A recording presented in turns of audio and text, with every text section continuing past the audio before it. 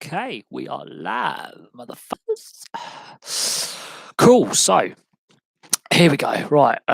Okay, there's a few sports stories going on. Obviously, we've had the rugby league and rugby union internationals this weekend, and there's been debates on the quality of play and the standard of play and the standard of refereeing and the crowd numbers and a variety of factors in both codes. What we've also seen uh, today is Liverpool have announced Shaqiri will not be travelling with the squad to the game against Red Star Belgrade to avoid distraction because of his celebrations at the World Cup in the summer when he was playing for Switzerland against Serbia. I think that's created more of a distraction than it otherwise would have done. Has he not? If he wasn't selected, he wasn't selected. They don't need to say anything. What the club have come and gone and done is now made an issue out of it. There is obviously underlying tensions in the Balkans still after the Yugoslav wars in the 90s, and that's the social side of it. Nemanja Matic has come out and said why he won't be wearing a poppy, and his reasons why. Again, sort of politicising sport is a dangerous thing. There are still underlying social issues in that region, and Shaqiri's admission and the statement behind it I don't think help. Wow, you were the 50th subscriber. Wow, that was a long time ago. So it's good to see an old subscriber saying hello. Hasn't been around for a while. It's nice to see. Thank you very much. I appreciate that. The channel's gone through a bit of a hard week. We had a bit of a dip in subscriber count for some reason. About 5 subscribers out and no longer support the channel, which is it's not necessarily a bad thing. I mean, it's all about getting the content right, I suppose. It's good to see that you're still hanging around and still watching, or you've come back to watch. It's been a while. But yeah, the Shaqiri statement saying selecting him would have been a distraction. I think mentioning it has become a distraction now, and now there's more media interest in something that is a non-event. He's not going on the bus. He's not going to the game. He's not playing. Big deal. Move on. On the rugby league side of things, the crowd numbers at Anfield were disappointing again. And I did my match review, and I was critical of Anfield as a choice of stadium. I was critical of the fact that they didn't sell the upper tiers of Anfield, and that they didn't even sell out the seats that were available that they put forward for sale. So if you're a rugby league fan, or if you've been following the Rugby League International Series between England and New Zealand, that was a big cause of concern going into the 3-match series was crowd numbers. There was issues with the whole game not fully selling out, issues with Anfield and Liverpool not fully selling out. So hopefully, fingers crossed, when they say they've solved the allocation for Headingley, that is a complete sellout. Every available seat and standing space has been taken, because it's a great opportunity for the sport to try and get new fans, and also expand the current fan base and bring those fans that have sort of fallen out of love with the game for whatever reason back into the fold. And I felt that the BBC commentary team weren't highlighting the amount of empty seats and raising that concern. That's what the media's job is to report on these things. On the cricket side of things, there's obviously these ongoing corruption allegations coming through Al Jazeera that have been basically rumbling on all year. The second part of their undercover documentary, again, players haven't been publicly named, so we're left to assume who the players are, and it involves every Test playing team pretty much, centering around the Indian criminal underworld of Mumbai. So that's something to consider and be concerned about. There's a possible political element to the Al Jazeera allegations, because Al Jazeera is sponsored by the Qatari government, which at the moment is finding itself isolated in the region. And of course, the ICC is based out of the UAE, which is a neighbouring country that's having negative relations right now with Qatar, and there's a breakdown of diplomatic relations. So again, sport's being politicised and is used as a political weapon. But these allegations shouldn't be taken lightly. I think there is a grain of truth to some of them. I'm not naive that the players aren't involved in match fixing, spot fixing, or corruption themselves. We've seen it in the past. We've seen it in recent past. We've seen it 2 decades ago with Hansi Kronya. So this is nothing new. We should take this with a grain of salt and say there is some grain of truth to what's been alleged. that has occurred. So that's an ongoing thing that we'll have to look at and see if any players are actually found guilty of, or investigated for any kind of match fixing, corruption, spot fixing. So that's a concern, going forward with that sport, and the fact that cricket seems to have this issue long term. Well, this is an interesting one. I think David Warner is the one that a lot of fans don't want to see wear the baggy green again. I think Steve Smith was the wrong choice as captain for his maturity level. I think Bancroft was hung out to dry and thrown under the bus as well. Cricket Australia's done their internal review, and it's basically been summed up with Cricket Australia. The whole thing is a mess from top to bottom. Culture, what players were allowed to get away with, some of the off-field antics, which brought the game into disrepute, some of the on-field antics, which brought the game into disrepute. David Warner was a key part of that. So I could see David Warner struggling to get back into international cricket, be it in the IPL or Big Bash or West Indian Premier League or Bangladeshi Premier League, anything like that. I can see him possibly never playing for any Australian Test or one-day side ever again. Steve Smith, I think, will get his redemption. I think he will be welcomed back into the elite level cricket. It will be a frosty reception by some, but I think he'll be welcomed back. I think Bancroft, again, will be welcomed back. But there's other issues around the World Cup next year in England. TV rights, crowd numbers, venues, a variety of issues. There's this ongoing corruption allegations by Al Jazeera. So cricket as a sport has a few things going on that are negative right now that need to be tackled. I think the Australian culture had to be tackled somehow. I think Cricket Australia at this point realised there was a massive damage to the brand, to the image, to what the baggy green cap and what it meant to represent Australia. There's that win at all cost attitude, or there's had they gone too far in that win at all costs, damn the rest of us. The hypocrisy that they showed as well for the better part of a decade. Michael Clarke, the former captain, came out and said halfway through his time as captain, the structures at Cricket Australia changed, and in a negative way. There were more layers of bureaucracy and middle management brought in, which made it harder to communicate issues from the players up about a variety of things. And then later on, there was the contract dispute before the ball tampering came about. There was an ongoing contract dispute in the year building up to that successful Ashes series before the ball tampering scandal. There was a player contract dispute with central contracts and money within the game and distribution of contracts and funds within the game. So there was a lot going on with Australian cricket at the time, before, during, and after. There is definitely a culture issue within Australian sporting society. I think Australia as a sporting nation had that 2000 Olympics. They wanted their Olympic legacy, and some in Australia believe that legacy has been slightly lost and slightly misguided and slightly misplaced. We've seen it with the UK Olympic legacy in 2012 as well, that it hasn't fulfilled everything it promised. So the government funding and lottery funding, or the funding from central funding pots for Olympic sport and other sports as well, comes under question. Where should some of these sports, which are basically businesses, receive so much government funding and government assistance, and should they try and get a financial stable model themselves? That's been questioned now. Dressing room culture, off-field antics, team discipline, curfews. There's a variety of things that have been raised by their internal review, and we've seen it with the Australian Rugby Union team, the England Rugby Union team. We've seen it with the Scottish Rugby League team last year at the World Cup, having a disastrous organisation. My contender for the World Cup, I'm assuming we're talking about cricket. Honestly, I never count out the home nation. I know England have had their own issues, but never count out the hosts. I wouldn't be surprised if the West Indies works. India always have a good short format team for the 50 over and T20, so don't ever discount the Indians.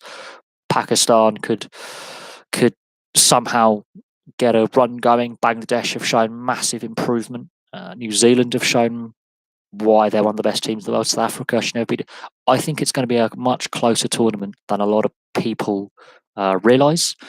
But there are other issues surrounding this World Cup to do with the television rights, the media rights, the pricing of tickets, which was already raised in the summer about Indian fans being charged more than English fans for test matches. By some of my subscribers actually came from India to England to watch test matches at Lords, at the Oval, at Edgbaston, at Trent Bridge. They wanted to come, and so did some Pakistanis as well, to watch these test matches, and they felt they were being charged twice, if not three times as much for the same ticket that I would have got, which I think is wrong. So ticket pricing is definitely under the spotlight. The chance to grow the game again. I believe that it should possibly, the TV rights should be split free to air and subscription. I believe Sky are going to have the rights. There is some mutterings. There's some more free to air accessible over here in the UK TV rights, but again, that's all up for debate. We'll have to see what happens. I think it's going to be a very tightly contested tournament. I don't have a strongest contender yet, but don't count out the host nation. Don't count out the subcontinental teams of Sri Lanka, India, Pakistan, and Bangladesh. Any one of them could really have a good tournament. Should never count out the South Africans or the West Indies. New Zealand have a strong setup now that is regularly winning. Ireland are now a test nation as well, and they've always had decent short format players in the game. So they're going to have a look at building on a tournament, using that as a building block. It's a lot to look forward to. I think it's going to be a very, very tightly contested tournament this year. I really, this coming year, I really do. I think it's going to be a lot closer than people would expect. But it's the off-field issues with cricket right now, with these constant corruption allegations that are not going away, that are still lingering, and there are other issues with is the game, the sport reaching a wide enough audience, are enough young people getting involved in the game early enough, playing, watching, wanting to become officials, wanting to become coaches, wanting to play. Funding issues there, the crowd numbers at first class domestic level across the board. There is some issues there. The IPL, there's some issues about the structures of the IPL and corruption again within the game there. There's a variety of issues that cricket as a global sport needs to tackle, and tackle quickly. If it doesn't, risk the integrity of the sport long term and the future of the sport long term in attracting new fans, sponsors, and investment, but also making sure that the fans that are already there feel that their voice is heard as well. Hello, Taylor. Good to see you. As always. Obviously, the Invicta Dynamos made their crowdfunding target. They actually made their target of 5,000. So that's a short-term boost that they needed. Long-term, obviously, financial solutions need to be found so the Invicta Dynamos and the Invicta Mustangs can continue to operate from next season and beyond. But in the short term, it looks like they're going to complete the season, which is really, really good to see that the short-term future at least is secure. I want to know, how did the Basingstoke player, fan and rink meeting went? That'd be really, really interesting. So we'll discuss in a minute. If you want to do a fan meetup, that is totally feasible. We can organise that much. I live near London, so it's not hard for me to get into London or the surrounding southeast area on public transport. So I'm available. Be nice to have a sit down and not just discuss cricket, but all sport. And I've got another channel as well. So if you like your film and your films, your video games, your books, your history, I'm more than happy to do meetups. So we can discuss that closer to the time. We've got just under a year, so we've got about 10 months till 10 months to the World Cup, so we have time to make some planning for that, and hopefully down the line the channel's a lot bigger, and we can actually try and do some of these things, have a five-a-side kickabout, or play a bit of like cricket in a field with a plastic bat and ball, have a bit of a giggle, have a laugh, go to the pub, have a pint, go grab a coffee, have a chat, have a chinwag, sit down with a couple of subscribers and have more discussions. When you pushing towards what Cardiff did, it is interesting. So what actually came out of the meeting, and what was discussed at the Basingstoke meeting, because it's really crucial that the Basingstoke Bison complete the season, because we've seen Invicta had a wobble. They've got through that wobble. Invicta got their funding that they needed for the short-term cash injection, so we know their short-term future is assured, and they're going to be able to compete for the rest of the season. Whether they actually win any games or not is another thing.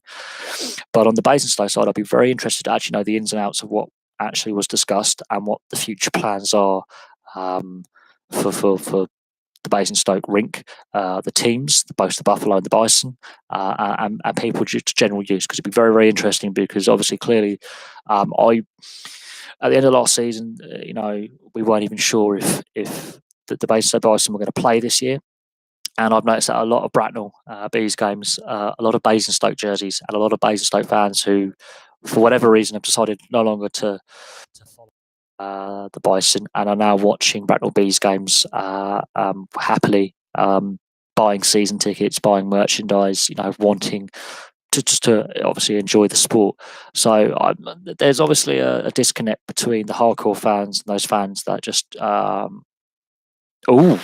is interesting. So the operator is changing. So what does that actually mean? Because I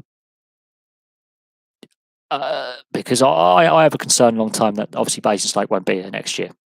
I have a funny feeling they're going to merge with a team like Slough or the team down at Solent Gospel.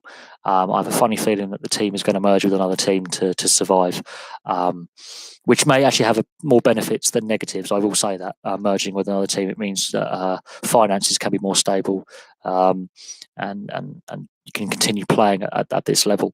So Planet Ice are pulling out of the rink. Now that is really, really important. If they sell that rink to the council, or they give up the operating license to the council, that could mean a redevelopment is hopefully down the line.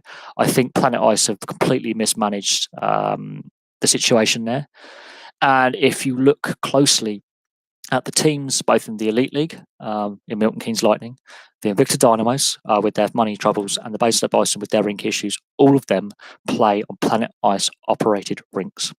There's got to be some kind of link there, because higher costs have been criticised by Planet Ice, how much they charge for private use, how much they charge for coaching for individual skaters, and how much they actually charge as rink operating costs towards the hockey teams as well. So Planet Ice have been under the spotlight a lot for their pricing range of how they charge the prices.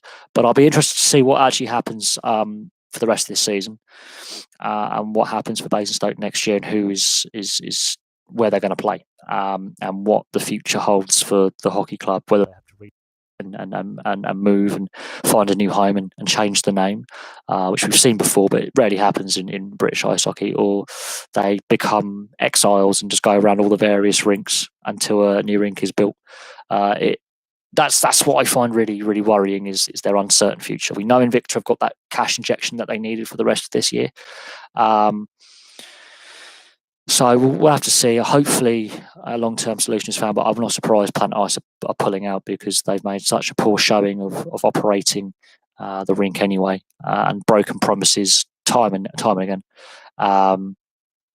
Yes, I saw the Scunthorpe United, Oxford United scoreline. At least that stops a losing skid there. That's important. Again, as I said, I don't know enough about League One and League Two to really delve into the pros and cons issues within the league. But I do know that money is a big concern, and profit margins, and feasibility of the financial side of stability of clubs at that level is a big concern right now, and has been for quite some time for a lot of clubs. A lot of clubs are struggling at League One and League Two level, and have done for quite some time. So it'll be interesting to see on the financial side of football, whether like salary caps are brought in, spending caps are brought in, more assistance from the FA, which I don't think will happen because it's the FA. Whether the Football League can assist more, because we've heard allegations this week from Der Spiegel, a German sports magazine, that when Infantino was in charge of UEFA, he helped PSG and Man City get around financial fair play rules. So there's allegations that there's foul play. I hope there is a solution found for the Basingstoke Bison, because it will be a great crying our shame if they are no longer a viable team from next season onwards. So hopefully a playing solution is found, because even though they are a lesser team this year, they're not the team they were last year. The player roster is, I think, a weaker roster. They played well, but I think a solution has to be found. I wouldn't be surprised if Basingstoke ends up merging with another hockey club just to keep the sport going, or they have to find a new home and have to move. That's the options they have. League One is an issue because there just isn't the money in the lower levels of the game, and teams are struggling financially to not just to turn a profit, but post-tax as well. They're struggling to pay backroom staff, club shop staff, the stewards, the catering staff, the office staff, the players, obviously the coaching staff. A lot of clubs are, really struggling financially. Very few make any money in the lower levels. Same in the Championship. The operating losses or profit warnings again are there. So there are some real big concerns about financial stability within the English game, at least, and the Scottish game, but also possibly in the wider European football. There is a big concern about operating costs getting out of hand, and also, is it viable to continue without salary cap in professional football? Is it viable to continue out spending as well for transfers and wages and a variety of other issues? League Two is even worse. They operate at a greater disadvantage.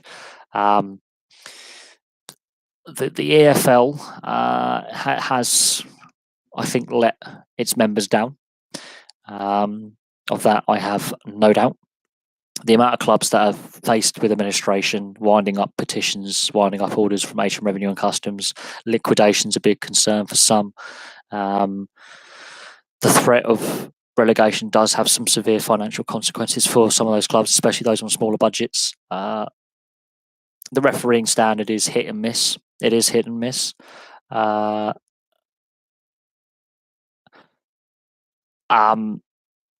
So there are some deep concerns there. Taylor, if you wouldn't mind, basically, I don't know how much was it on the meeting. If you feel happy to post any links you have to then what was said in the meeting. I'm interested. I'm actually really surprised that there's a second meeting in 9 days' time. I'm really surprised they're having a secondary meeting. That says to me there's a lot of things to resolve. That says to me that there's a lot of underlying issues about what's happening with the hockey club next year. It would be a crying our shame if they're not around next year. The fact that Planet Ice have said they're going to operate the rink until next year is a positive. At least there's a very good chance that the season will be completed by Basingstoke. After that, obviously, everything's up in the air, which is a concern, but I do hope a solution is found. If that means they have to merge or share a rink with, let's say, Slough or Gosport, so be it. But I think that's the only way, short term at least, they can continue playing as a hockey club going forward. If that means a name change and a change of direction, or they have to merge, so be it. But I'd rather see a healthy league going forward than not. And apparently Cardiff Fire are going to try and come back to the Division 1 South next year, so that will increase the number of teams participating. If Hull do go to the Elite League, that will lead to a restructuring anyway of the league structure as we have it. There's a lot of people calling for a return of the EPIHL or something similar for those teams that financially can afford to play at that second tier level, which is the higher standard anyway. We've seen the former EPIHL teams are far better, generally speaking, than the National League teams from the season before. So there is clearly a two-tier league structure going on anyway.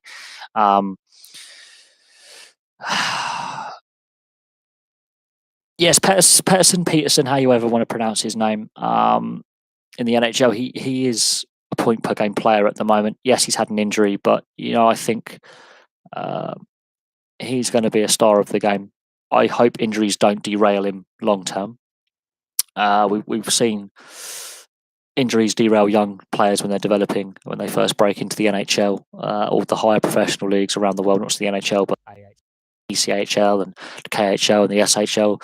So it'd be good to see him try and stay injury free as long as possible. But he's got to bulk up a little bit. I think he's a little bit on the small side. A cup match is a cup match. It's a one-off game. It is a lottery. Of course, there's a chance for a replay. Cup games are a complete different mindset to regular league when you're chugging along. So that's an interesting thing to look at. Is what the different style of play that you have in a one-off cup game compared to a regular league season game where it's just the in and out grind of a week in, week out.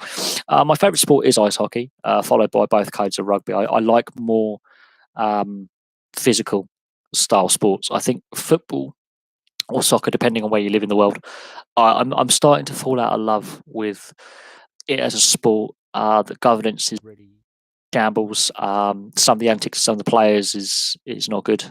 It does have an image problem with some of the fans getting up to some antics again that I felt has unfortunately let the sport down with some really unfortunate incidents in Scottish football over the last couple of weeks. So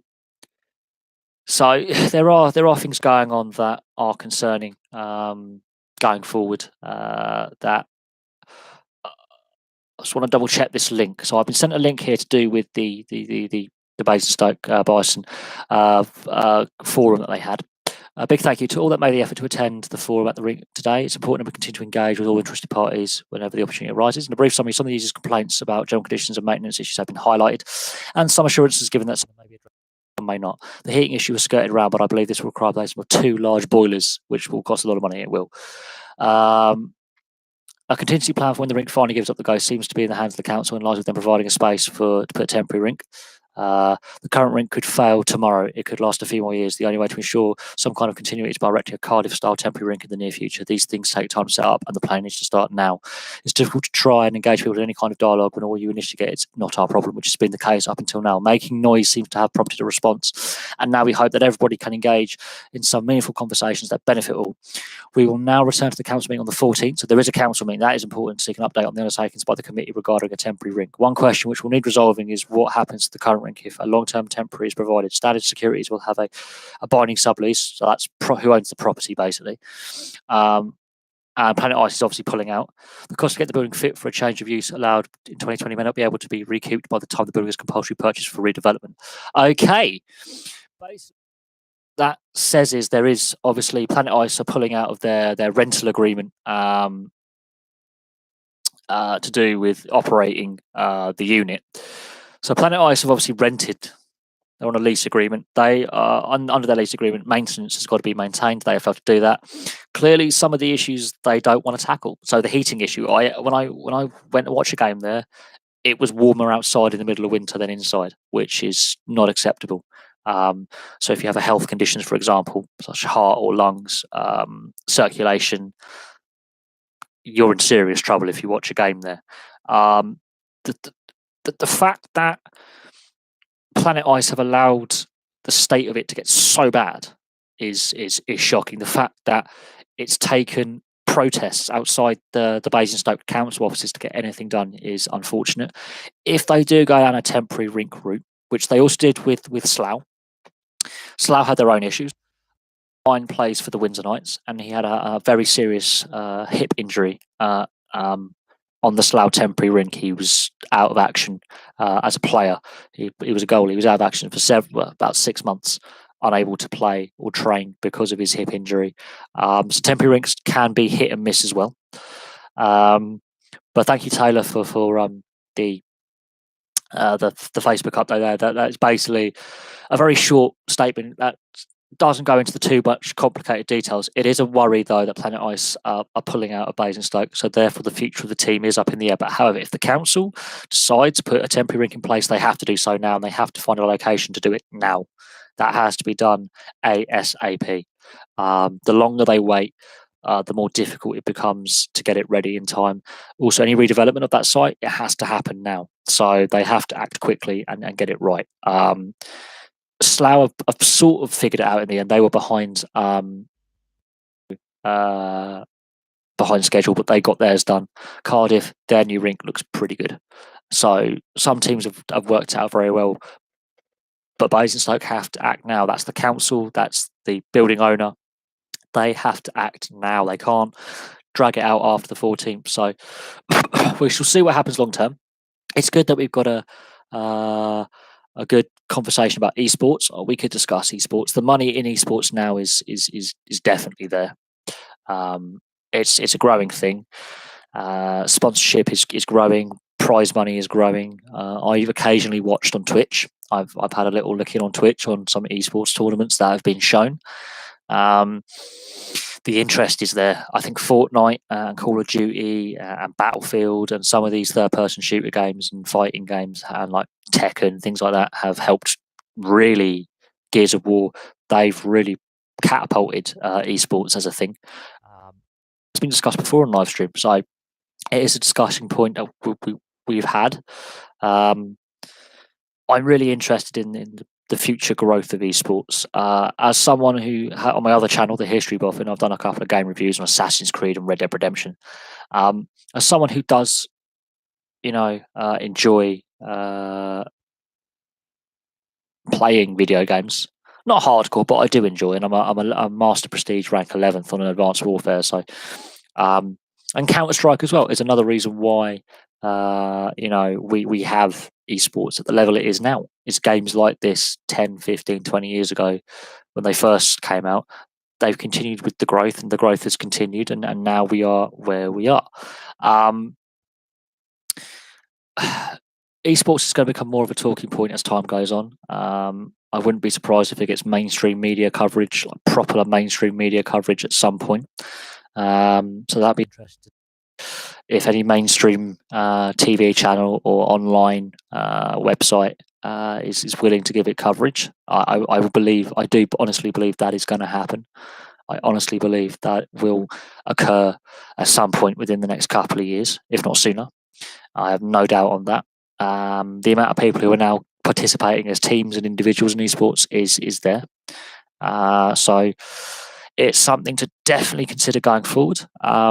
And the way it's been marketed and the way it's grown, pro sports could look at how esports has marketed itself and structures itself, and they could, learn some things. I did not see the Kilmarnock Aberdeen result. I had a few errands to run last night, so I didn't really have a chance to really look at all the results as they came in over the weekend.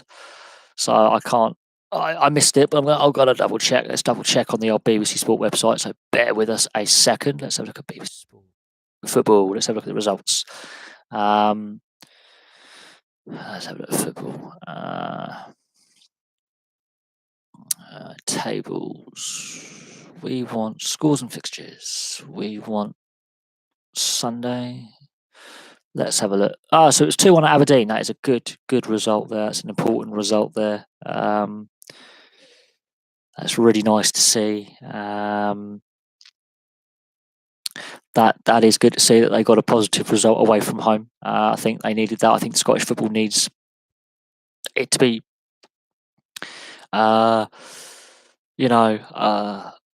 it's good to see that the Scottish League is now a bit more competitive at the top end. There's several teams really in the mix. I know Celtic have started to get their mojo on.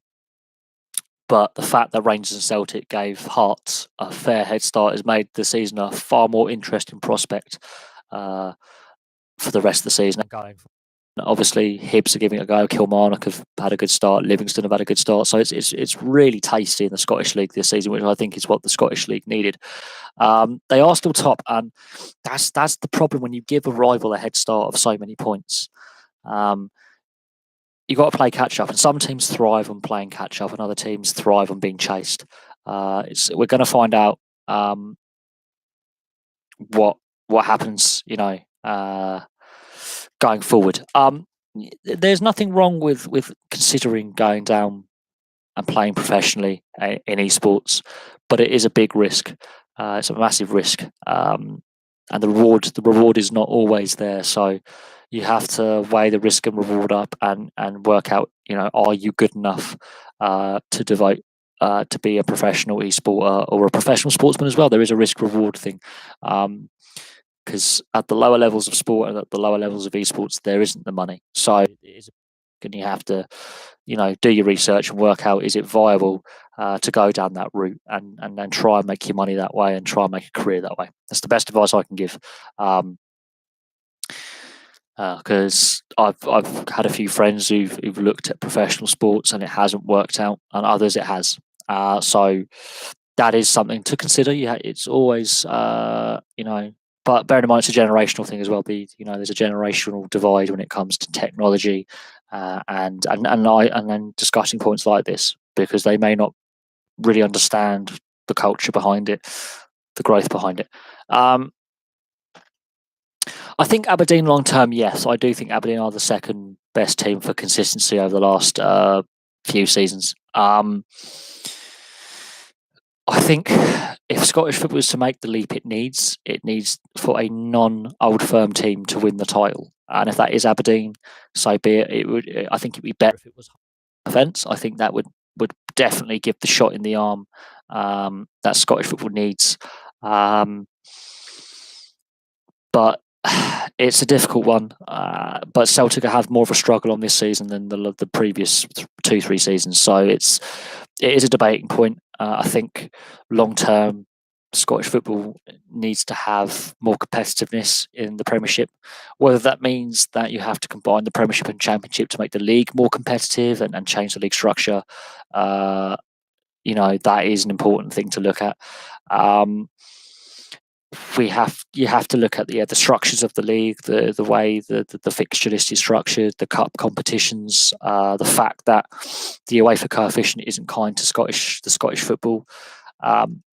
I just find it really interesting that, as I'm an Englishman, I have so many Scottish subscribers. I really do find that really, really interesting. The Scottish League doesn't get as much coverage down here unless it's Rangers or Celtic doing something. The British mainstream media doesn't care, and that is another problem. Is getting the media to give fair coverage to the teams that aren't Rangers and aren't Celtic. So you have to give them a reason to cover, and it has to be positive. And what we've seen the last couple of weeks in Scottish football is some very negative headlines to do with crowd disorder, players getting attacked, coaches getting attacked, linesmen getting attacked, coins, missiles being thrown, sectarian chanting. That's the kind of headlines we don't want. What we want is teams like Aberdeen, Hearts, Hibs, Livingston having positive headlines because of what they do on the field. Same with Rangers and Celtic, and then that's how the game is going to repair its image, not by having a double header at Hampden Park that everyone's against. So Scottish football itself, I think I haven't got access to BT Sport, so therefore I don't have a chance to really watch the game, so to speak, but I can keep up to date with the results in the league table, and that is something that I will look into. Get the old whiteboard out, get the old whiteboard markers out, look at where the league table is now to where it was when I did my last video on the Scottish League, and work out what's happened, the movement. Obviously, Hearts are still top, but there's been a lot of movement in the mid-table pack, and there's been a bit of a shuffling there. Yes, Celtic winning 5-0 is an interesting result. And Levine's come out and said he was being too smart, he was trying different tactics, and it backfired, and that happens. What happens next is how Hearts respond to that defeat and how Celtic then perform in their European games as well, in the Europa League. That's going to be what's interesting coming up. If Celtic take an embarrassing defeat in the Europa League, that win in the league, that could derail them again. They could hit another slippery slope. Hearts have to bounce back and win their next game. The thing is, Hearts. So because Celtic had such a sluggish start, they gave another team a head start in the league, and they've been playing catch up, which is something Celtic haven't had to do for a while. So it's going to be a very interesting one. Hibs losing a game. After what happened in the Edinburgh Derby, I think, that was going to happen with some of the antics that happened and the fallout from that. One of the websites I use is LiveScore. That's pretty good to keep up to date with. LiveScore is a pretty good app that I've used in the past. It doesn't cover every single league and every single sport, but it's growing in size and scope of the sports that it covers and the leagues that it covers. So that's going to be interesting. I use LiveScore every now and then. I find it a reasonably accurate application. But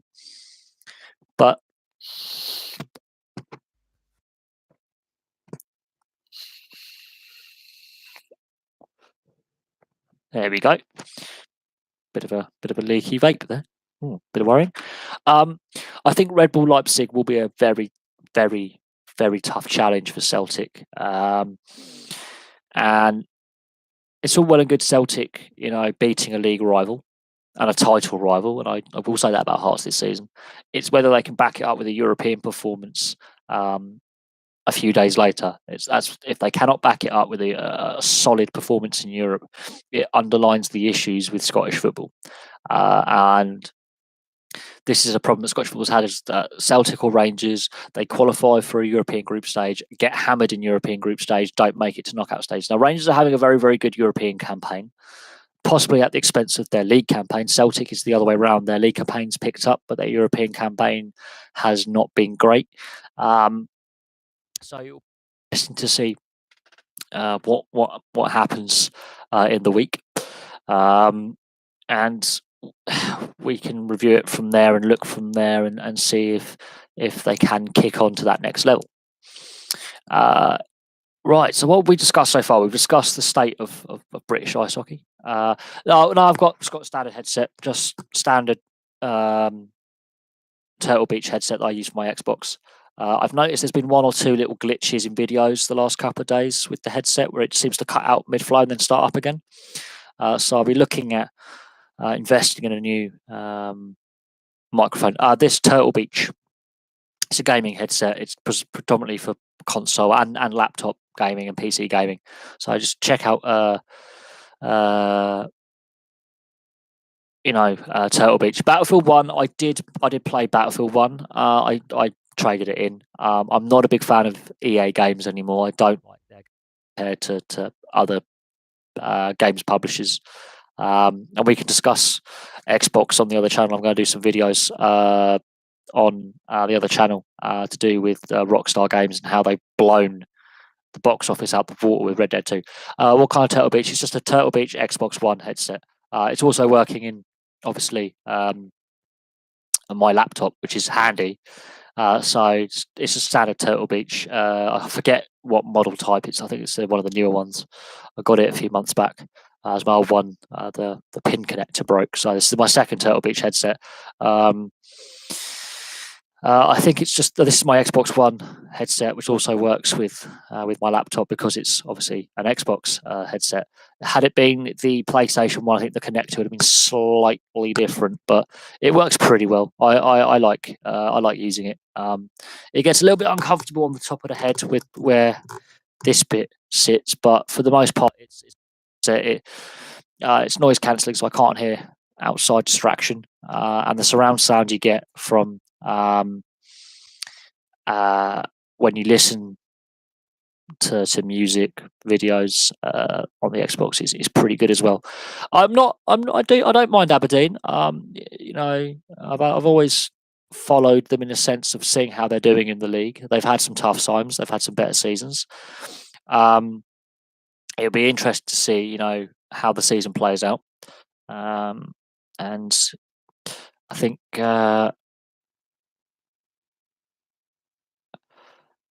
we'll see how Aberdeen do the rest of the season. I think there is a real worry if Celtic, not only if they win 10 in a row, I think that will be more harmful for Scottish football long term. Same with what Rangers did with their amount of titles in a row. I think if it wouldn't just be Rangers fans rioting, I think it'd be more damaging for Scottish professional football long term. That the league is becoming, or is seen by some to be, not as competitive as it could be. This is why I want Hearts, Hibs, Livingston, Aberdeen, Kilmarnock, St Johnstone, these clubs to do really, really well. Because the issue is, and I say this, is the league does risk becoming seriously uncompetitive, and therefore, as it becomes uncompetitive and a lower standard, the investment drains away. And that's something that we've discussed before about Scottish football, is the investment isn't there, and there is money issues within Scottish football. So we have to look at the funding, the sponsorship, the investment, the infrastructure, the youth development, and finances in general. Because what happened with Rangers could happen to Celtic, could happen to Aberdeen. There isn't a huge amount of money within the Scottish game, and Rangers, the biggest club in Scotland, immune from financial chaos. So if the biggest club in Scotland went bust, pretty much any club in Scotland can go bust like that overnight. So the finances, and there's a lot of things going on that are a deep concern for the sport in Scotland. I think the best, Oh yeah, no, there are the Rangers fans. Not all Rangers fans are bad eggs. There are a lot who are very, very decent people. But there is that minority, that very loud, vocal minority, which do concern me with some of their antics and sectarianism, racism, homophobia. There is a very, very sizable vocal minority of Rangers fans who regularly drag the club through the gutter with some of their antics on and off at games and away from the game.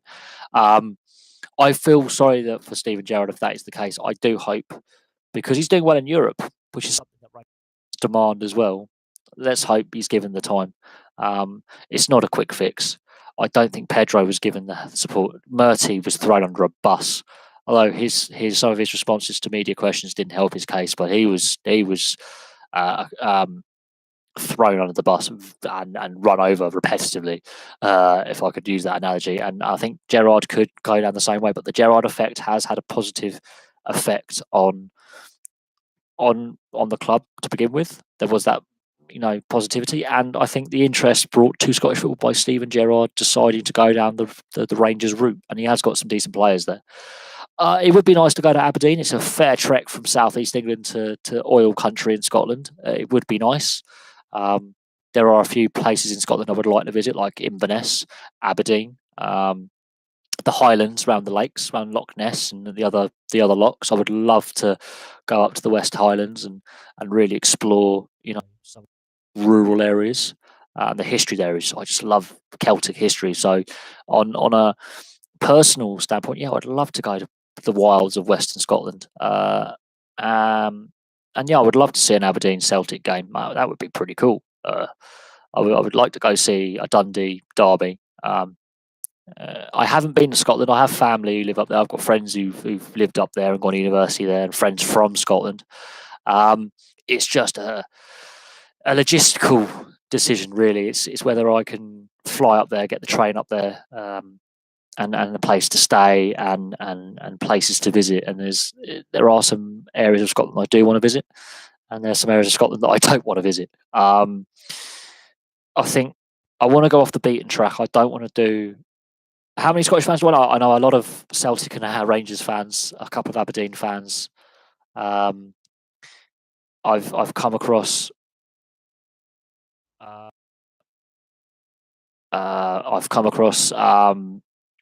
I've come across a lot of Scottish fans down here in England. I'm really surprised with the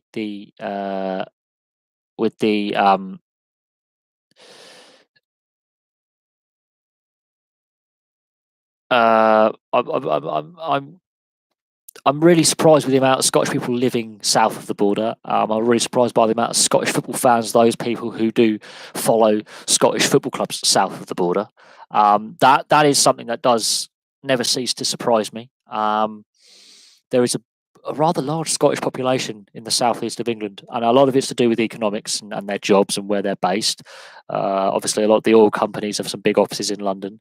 A lot of the engineering firms have a lot of big offices in the Thames Valley, M4 corridor in London. So there are a lot of um, Scottish engineers and oil executives and businessmen in construction who are based in the. Oh, they were well. One of them posted something rather crude. So they're just it's dealt with. They're trolls. They're dealt with. Don't worry about it. Honestly, don't worry about it. It's done. The message has been deleted. They've been told they've been put in their place. We get them every now and then. I think they're regularly the same people. But this is what I find interesting is when I look at when we have these live streams, the amount of Scottish football fans from the variety of clubs, a wide variety across the spectrum of Scottish football. We've had reasonable debates about the state of the game, and even Rangers fans are admitting that, and Celtic fans have admitted they want to see a non-old firm club win the title because it's good for the sport and good for the league. Yeah, Jay, it happens. We get trolls. They both appeared at the same time. Not surprised. But one thing I noticed with trolls, the more popular the channel gets, the more trolls you get. It's always a positive sign, and they always help with the viewership figures as well. So and the view minutes. So even though they're trolling, they're actually helping me out by being trolls. Ironically, the irony behind it, but it's not necessary. It's pathetic. It's attention seeking. It's sad. I think. Don't give them the time of day. We'll move on. We'll carry on with the discussion. We'll ignore them, and if they keep coming back, we'll just keep not timing them out. Just remove them. You time them out. I'll hide them.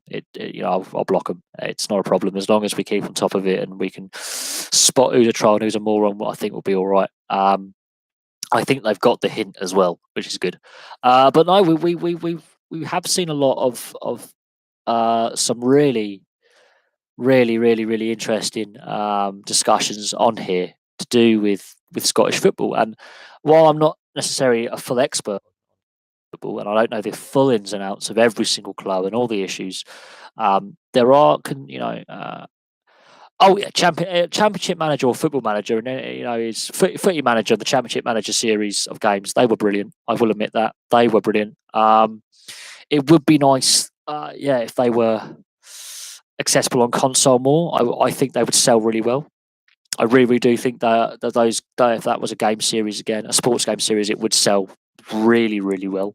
Not just on Xbox, but on PlayStation, on Nintendo Wii U, wherever it is, Nintendo Switch. It doesn't matter what console you're using. I think they would do rather well. They are addictive games. Those Football Manager, Championship Manager games, they are very addictive. I used to play them a lot when I was younger. Haven't played them for quite some time, mind, but I used to play Footy Manager and Championship Manager a lot with my mates. We used to have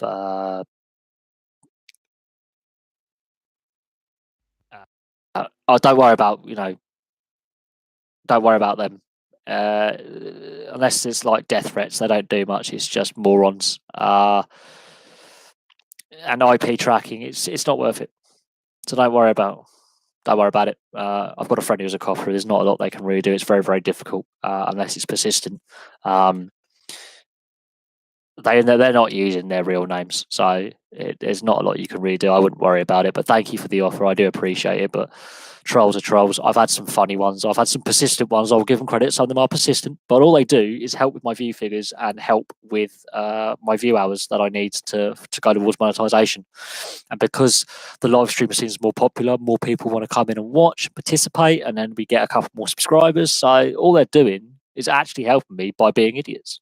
The fact that they ruined the debate we've had and the conversation we've had is sad, but it's because they're sad, lonely individuals who want attention. So the less attention we give them, the better. But no, talking about football and Scottish football, it's good to see that.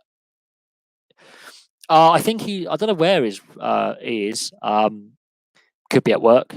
Could be busy. It is, bearing in mind it's only 4:30, even though it's very dark outside because the clock's going back. I think he's floating around somewhere he's probably on Xbox for all we know. I do see him on Xbox Live a lot, so he is big on Xbox Live, but I wouldn't be able to. Honestly, he's probably busy. It's the time of day. It's only 4:30, so we'll give him that. He's normally the live streams he comes on are normally later in the evening. I just had a bit of free time coming back from my physio doc's appointment, so I thought I'd do a live stream now rather than later. While there was decent lighting coming in the window, but yeah, it's just after the school half term, and there you go.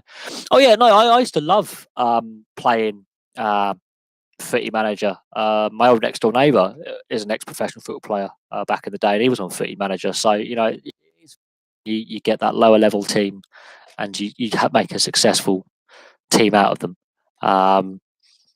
Boston United, that is a team that, again, another team with financial issues that they've had over the years, and being docked points for it and put into administration, and there was financial irregularities. People forget about Boston United and having their off-field issues. They were a Football League club at the time. We're going back a decade or more. They were a Football League club, and they were docked points for financial irregularities. They were cooking the books. They were doing what Rangers did, just a smaller scale. They got caught out, and they haven't been back in the Football League for over a decade. So even at the lower level, there is definite. There's a report at the moment. There's an investigation at the moment to do with football corruption, and there is a Premier League club at the moment under suspicion of being corrupt and either cooking the books or not paying tax or whatever it may be, on a very serious level of corruption. So I wouldn't be surprised if, when that all comes out in the open, the toys get thrown out the pram, and there's a domino effect within not just English football but across European football on a wider level. So we'll have to see what happens there, and that's something to keep your eyes out on.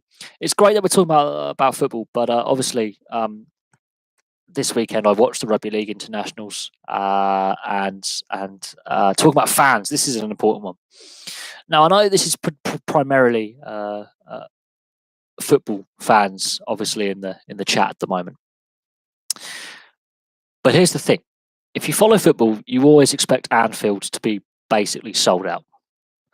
When I watched that Rugby League international yesterday between England and New Zealand, it was half-filled stadium, and they didn't sell the top tiers of tickets. They were completely empty, and the bottom tier of all the stands, even the Kop was not fully filled, wasn't fully filled. So I've never seen Anfield so deserted during a match, ever. So it'll be interesting to see what people feel about using football stadiums for rugby union and rugby league, especially internationals. What football fans feel about their stadiums being used for other sports, because we've seen with Wembley, the pitch is trashed after the NFL, completely ruined. We've seen with Anfield, they couldn't fill the stadium, and it looked really, really bad on live TV, and the atmosphere wasn't as good as it could have been had the stadium been fully sold out.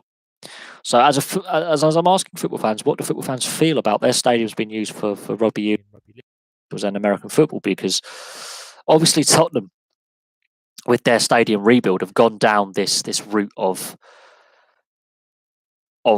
wanting to get the NFL for 2 games a year.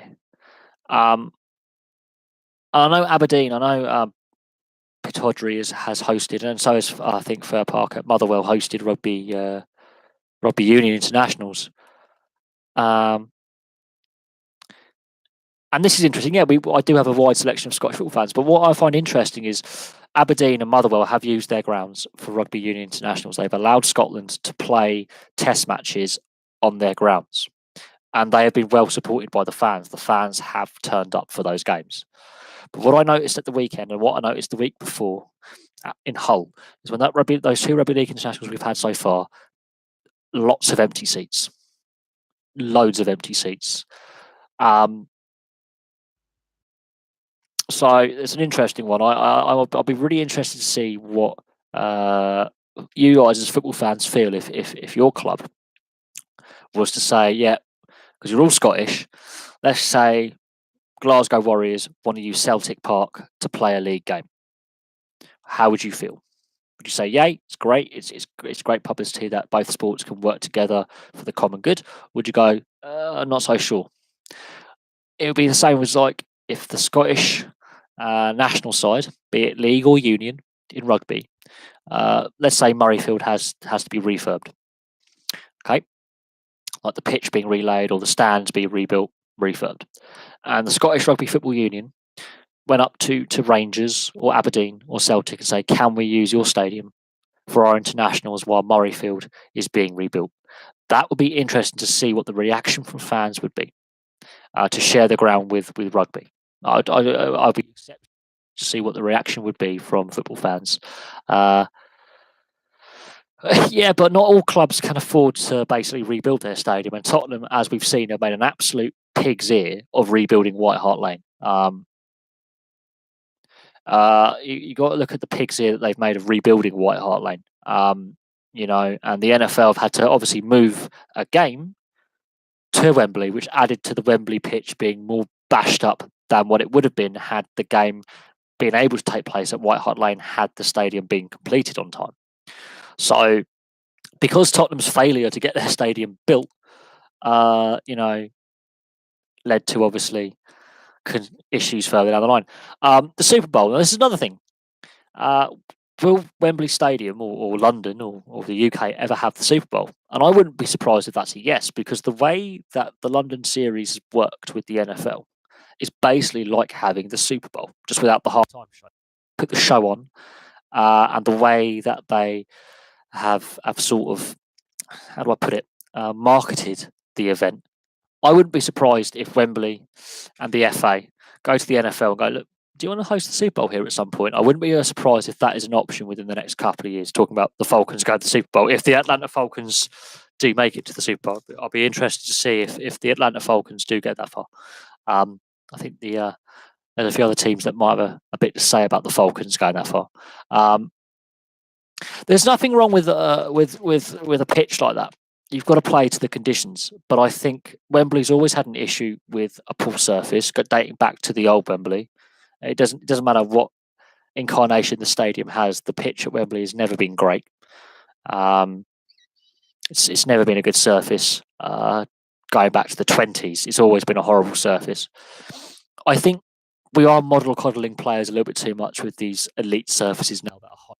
This and this fine grass that. Sometimes I do like seeing a bit of a cut up pitch just to challenge the players and make it a proper test, because who wants to see Man City winning 6-1 every week because they can pass the ball around? Sometimes I want to see Man City get shaken up a little bit and actually have to really use their footballing brains and nous to get out of the situation. I think another reason why Wembley's pitches look so tired is because Tottenham have had to play a lot of games there as well, and the England national side, and you've got the Challenge Cup Grand Final and the playoff finals and semi-finals being played there, and you've got occasionally rugby union play games there as well. So it's getting used a lot more than initially when it was first built it was intended for. The NFL was only going to play 2 games there this year. They had to play 3 because of Tottenham Stadium. Obviously, last year, Twickenham took some of the load off Wembley, which helped. But it is getting used more than that the surface was designed for.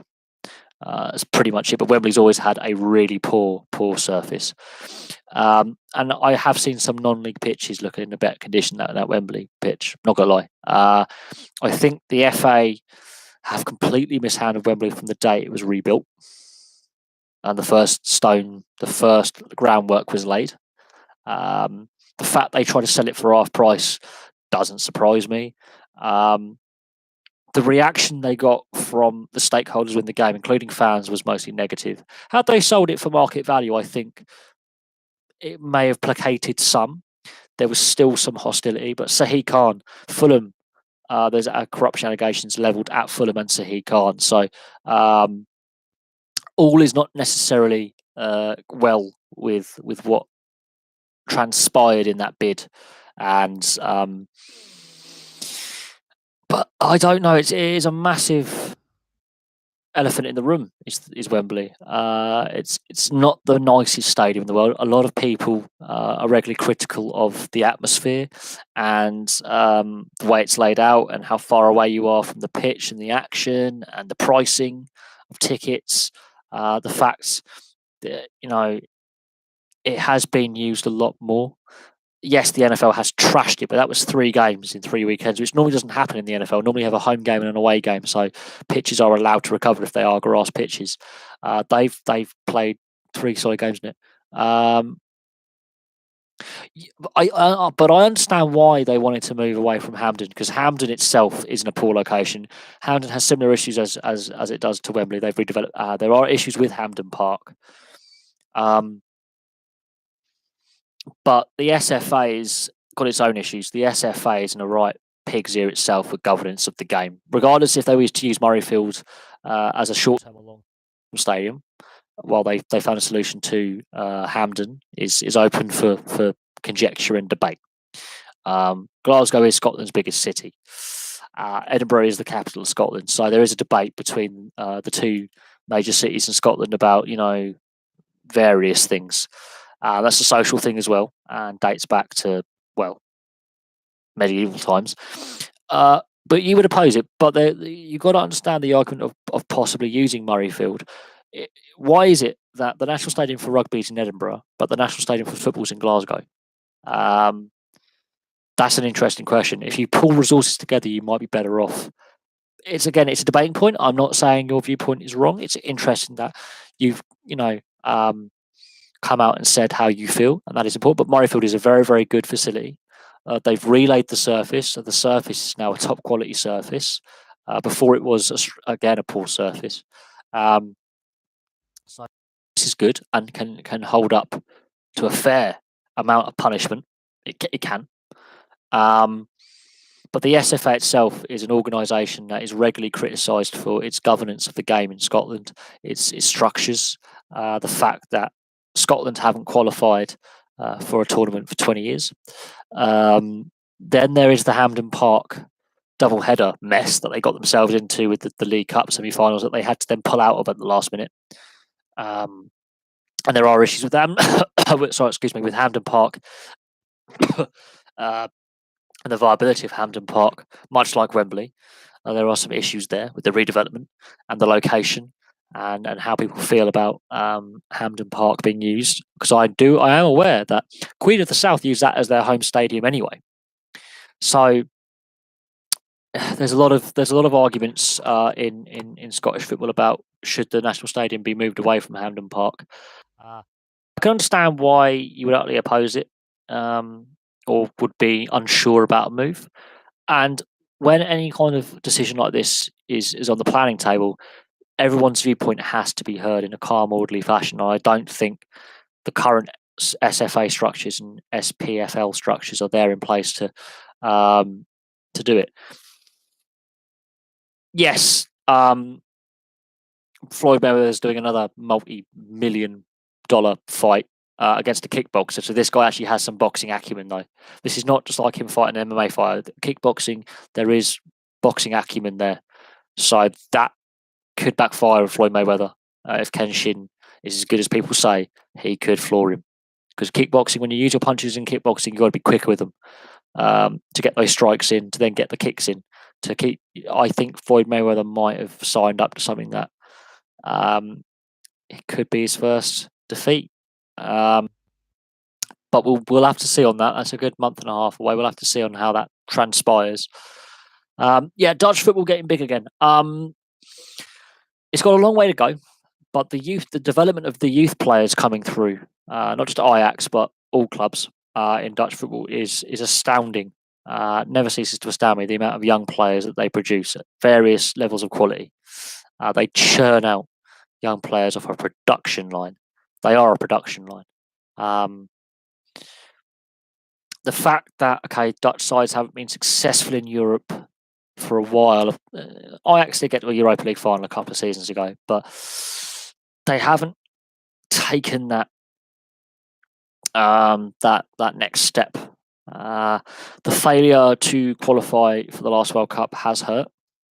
and there has been a clearing of the guard, so to speak, and a lot of players are hiring, like Van der Vaart has called it a day. So there are Dutch football's in a transition, and hopefully it comes out on the other side of this transition period better off than when it went in. That's what they need to do. Is as long as they can come out of this transition period and this finding its identity again in a better state than the way it went in, then obviously that's a positive on it growing again. But we'll have to see what happens long term. But it's good to see that the constant production of young players through Dutch football is still there. And they're still scouting really good, young, talented players who can play at the top level. Whether they're star players or not is another thing, but the fact there is top level quality prospects coming through is brilliant. Yes, the interest, because it's a New Year's Eve fight, that's going to be massive. But I think Floyd Mayweather might have overstepped because this ain't mixed. This ain't Conor McGregor. This is a guy who has some boxing acumen because he's a kickboxer. There are punches involved, and he'll be very, very quick and fast with those punches. And he's a lot younger as well, and he's a pretty good kickboxer. So I think Mayweather might be on the end of a loss here. But he's also rumored to be trying to organise a fight with Habib. And there's also rumours of a possible rematch with Conor McGregor as well. So Floyd Mayweather is playing with his record, but he's also playing with fire, because if this kickboxer, Kenshin Nakasuka, is what people say he is, he could do Mayweather very, very quickly and leave Mayweather on his backside out for the count within the first round. He really could. I think this is what's the problem with boxing is it's lost its appeal for me because of these show matches that are just make a sham out of the sport that I used to enjoy. I don't enjoy boxing as much now. Monopoly. I would go for Monopoly. I think Risk, while I do enjoy it, Monopoly is a far easier game to play and can last much longer as well. You could play Monopoly for days. It could actually take days to complete a game of Monopoly. Between however many people you want to have playing the game, that could take as an hour, as long as a week. Me and my mates had a game of Monopoly that lasted, I think, 4 days once. Yes, there was alcohol involved, but and a fair bit of time to kill. But we took up to 4 days, I think, to finish it. It was a good laugh though.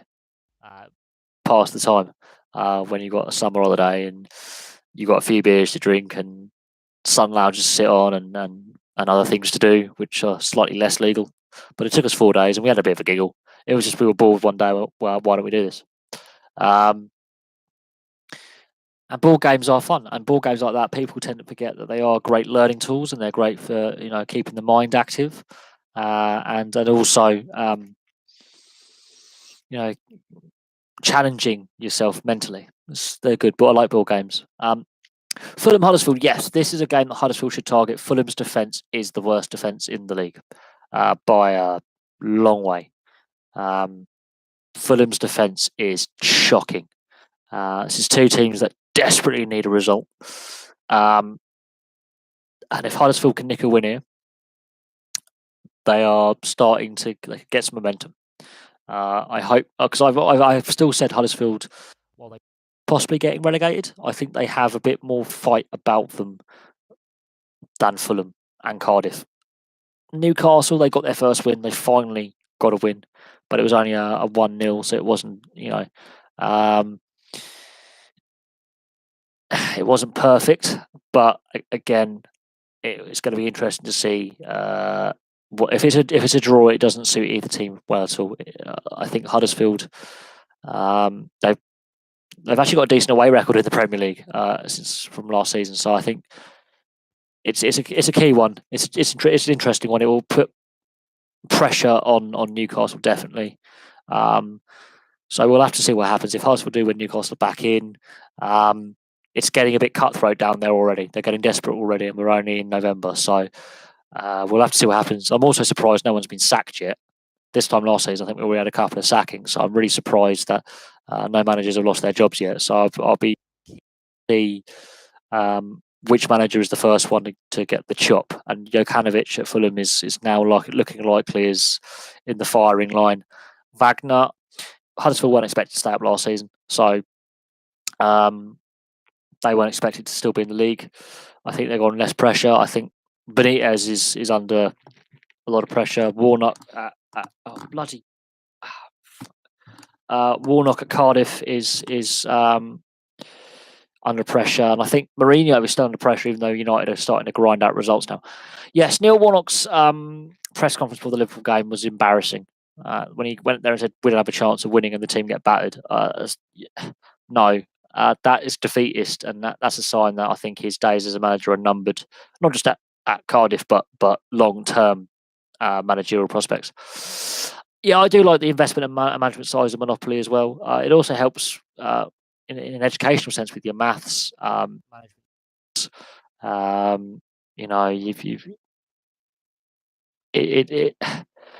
it's an interesting one. I've always enjoyed Monopoly. I always have. Well, I think it's my favourite board game. I honestly believe it's one of my favourite board games. And yeah, some games can last a little an hour. Some can last days.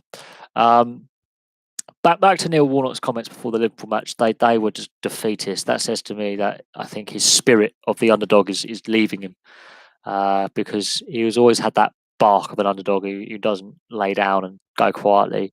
I think his days as actual management career are numbered. I wouldn't be surprised if this is his last job, and I wouldn't be surprised if he doesn't see out the season. But while I don't like seeing managers get sacked, I think Warnock is at the end of his managerial career. That press conference was, well, it was cringe. It was embarrassing. A top level manager. He's managed all levels in the football pyramid in England. Basically coming out and saying, "Yeah, my team don't have a hope in hell. We're going to lose tonight," and then they're going to lose. If you had a bet on the scoreline, that'd be interesting to see what happens long term. If any match fixing allegations come out of that. But it was embarrassing that he basically surrendered so meekly before the game. It was just uncharacteristic of Neil Warnock, basically. Normally you'd expect him to be more feisty, have his team be feisty as well. That they were just limp. They gave up before the first whistle. They were already defeated before they kicked a ball. So I think Warnock is near the end of his managerial career long term.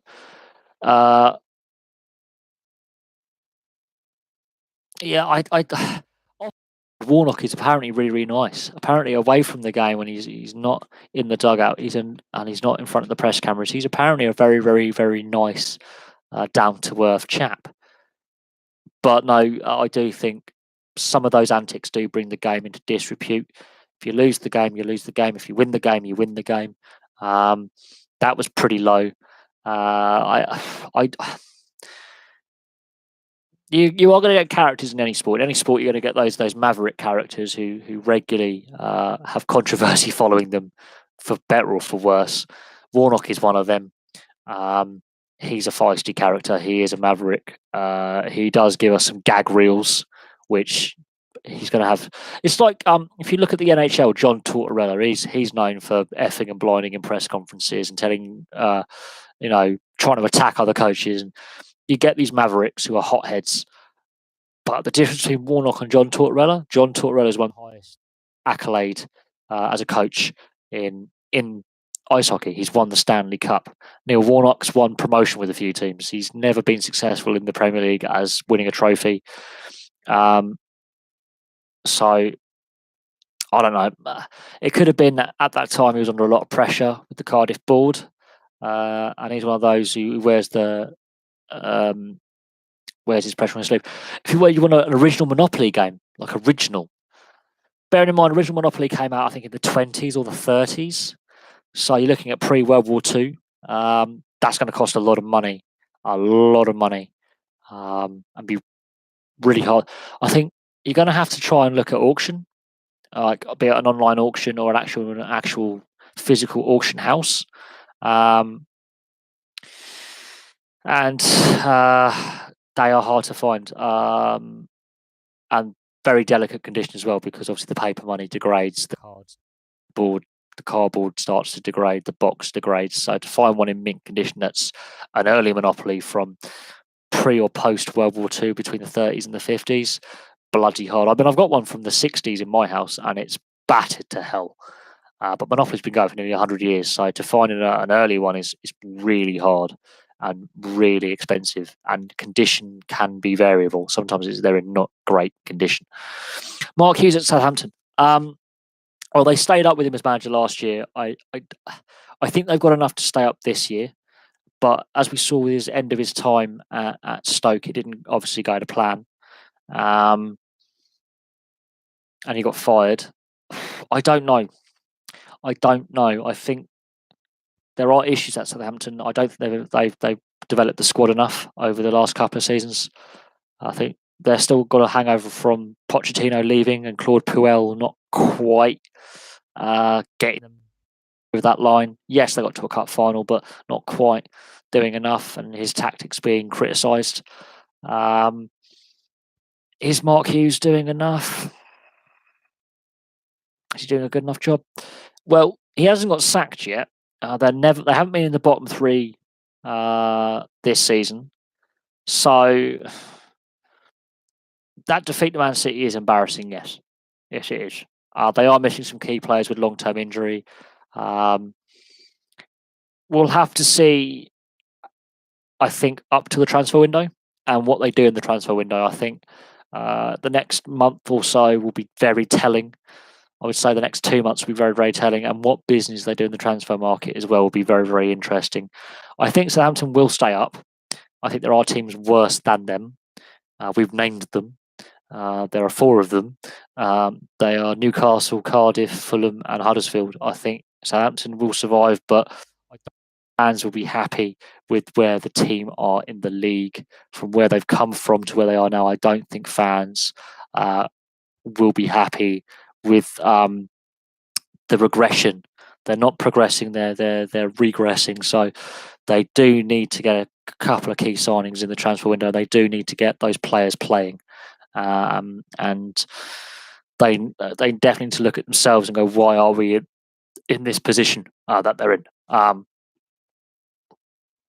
I will say this about Southampton: they are very, very good at developing youth players. So they've got a good youth academy there, and they've always seemed to have a talent of developing and scouting young players. So on that side of it, they could look at some of their youth ranks to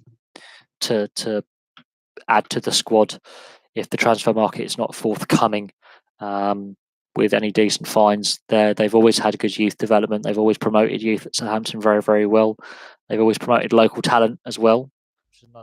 Forget they've promoted a lot of local players at Southampton over the years. So that's something they could consider looking at for future to help the team. But is Mark Hughes the right guy? I don't know. With the way it ended at Stoke, I think he possibly needed a longer break from the game to assess his managerial tactics, his philosophy, what he expects of players, what he wants of players. We shall see. Time will tell.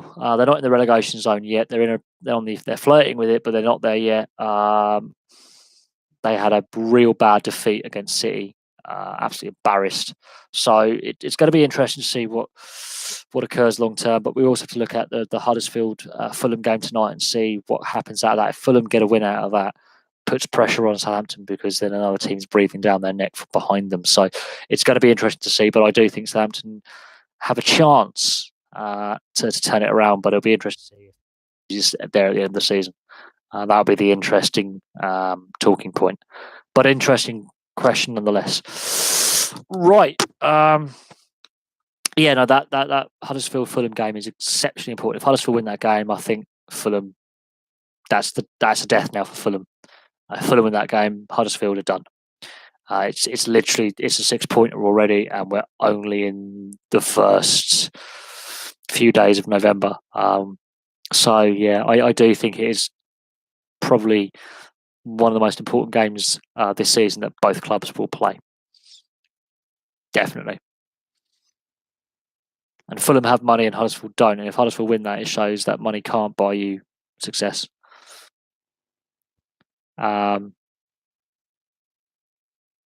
It, it takes hard work and work ethic to win, not just money.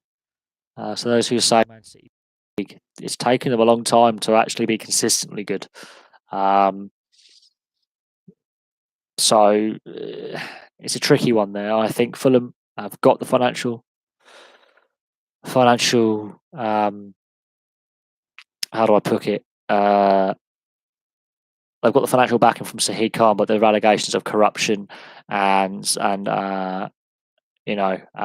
misdeeds. And is the money being spent in the right places? Is the squad right? Is the tactics right? The FA looking at considering selling Wembley to him. There was obviously the bid there that has ruffled some feathers. But I think we'll have to see what happens in that game. It's going to be really, really important. The result could have telling effects on who stays up and who goes down already, and we're only at the beginning of November.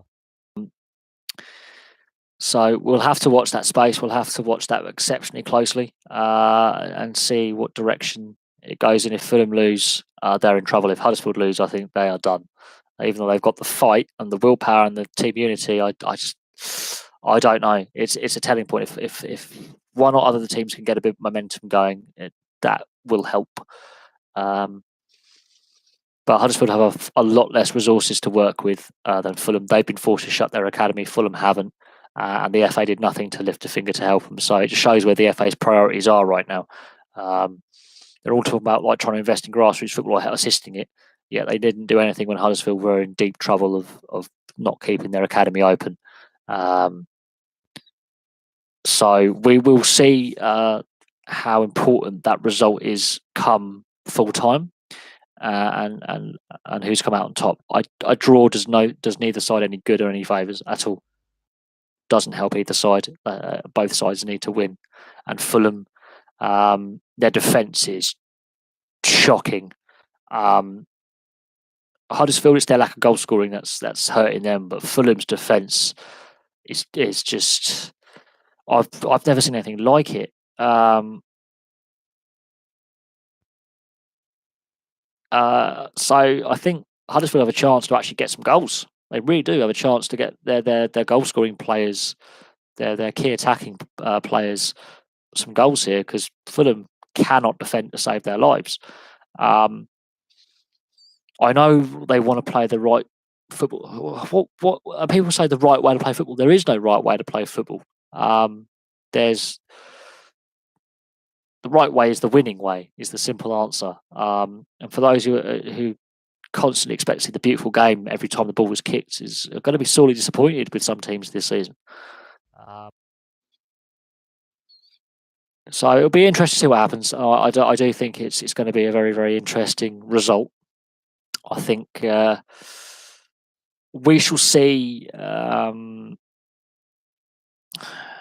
We shall see what the result is at the end of the day. I hope Huddersfield get a win. I think they're the only team left in the league without a win. So if they get a win, that's means every Premier League side's got a win now. It will give them that boost, and it makes it a more competitive relegation battle. I can still see Derby County's record possibly being broken for the worst season ever, but if one of these sides can get a win, I can think that record would be safe. Whether Derby want to keep that record or not is another thing. Fulham are the home team, so that again will be interesting. But we just have to wait and see what happens. Fulham, their defence is just non-existent. It is shocking. They've got a lot of attacking players who can't defend, and those defenders they have got look confused. They don't look sure of themselves. One-on-one, yes, they can tackle, they can mark, but as a unit, there seems to be no direction. There seems to be confusion in communication between the coaching staff and the players, and that is down to the coaches. Then, if they've got defensive tactics they want these players to play to, the message isn't getting across from coach to player. It's just not there. So possibly managerial change. Sahih Khan's been known to sack managers. So we'll see what happens. We will see what happens. Right, I've been on live stream now for an hour and a half. I'm getting hungry, so I'm going to call it a day. So thank you very much for all the topics we've discussed. We've discussed a fair few topics this afternoon or this evening. So thank you very much for all your questions and all the things we've discussed. I really appreciate it. Thank you for all the moderators who've kept their eyes open for those trolls earlier. I really appreciate that as well. I've had some video ideas for tomorrow from this live stream, which is good to see. So we can have a look at some video ideas this evening. Do some research on it. Enjoy your Monopoly. Hope you have fun. I'm going to call it a day. Thank you everyone who participated tonight. It was really good. I really enjoyed it. And I've got some nice video ideas rattling in my head now for tomorrow, where we can have a little look at some rugby league stuff, some ice hockey stuff, some football stuff, and some other sports as some other sports as well. And we're going to have a good little thinking cap on this evening. I've got some notes to take, and I appreciate the fact that you guys gave me the ideas by pure accident, just by discussing stuff. So we'll have a look. Thank you very much, and I'll see you soon.